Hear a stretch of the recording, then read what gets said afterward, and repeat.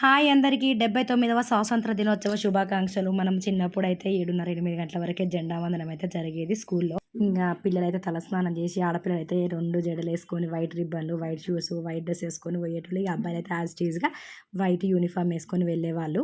ఇక flag hosting అదే జెండా వందనం అయిపోయిన తర్వాత కల్చరల్ యాక్టివిటీస్ అయితే మస్తు జరిగేవన్నమాట. డాన్సులు, సింగింగు, స్పీచులు, స్టూడెంట్ స్పీచులు, సార్ల స్పీచులు ఎట్లా జరిగేవి చెప్పండి? సార్లు ఇచ్చే స్పీచులు ఎప్పుడైపోతాయా? ఎప్పుడైపోతాయి? ఇంటికి ఎప్పుడు పోదామా? పోయేటప్పుడు లడ్డు బూందీ లేకపోతే లడ్డు సోంపాపడి ఇస్తారని దానికోసం ఎదురు చూస్తూ ఉండేవాళ్ళము. ఇలాంటి రోజులు మీకైతే గుర్తున్నాయా చెప్పండి? ఆ రోజులు మళ్ళీ రానే రావు. ఇప్పటి పిల్లలకి ఏముంది, 8:30, 9 గంటలకు స్కూలు. మన చిన్నగున్నప్పుడైతే 7, 7:30కే జెండా వందనం జరిగేది. గణతంత్ర దినోత్సవం రోజు, స్వాతంత్ర దినోత్సవం రోజు. కానీ ఇప్పుడు అట్లా ఉన్నదా? లేదు కదా. పిల్లలకు 8, 8:30, 9 గంటలకు స్కూల్ అనమాట. ఇక మా పాపకైతే 9:30కు, మా బాబుకైతే 8:30కు స్కూలు. ఇక వాళ్ళనైతే రెడీ చేస్తున్నా. ఫస్ట్ అయితే బాబు 8:30కి వెళ్ళిపోయిండు. ఇక మా పాపనైతే జెండా కలరు గాజులు అయితే తీసుకొచ్చానండి. చూడండి ఎలా తయారు చేశాను. ఇక ఆమెనైతే తయారవ్వడానికి చాలా ఏడుతుంది. ఇక ఈ రోజైతే టిఫిన్ చేసిన. ఇక అది వాళ్ళకైతే తినిపించేసి స్కూల్కి అయితే పంపిన. మా వాడు 8:30కు పోయిండు. మా పాప అయితే 9:30కు వెళ్ళింది.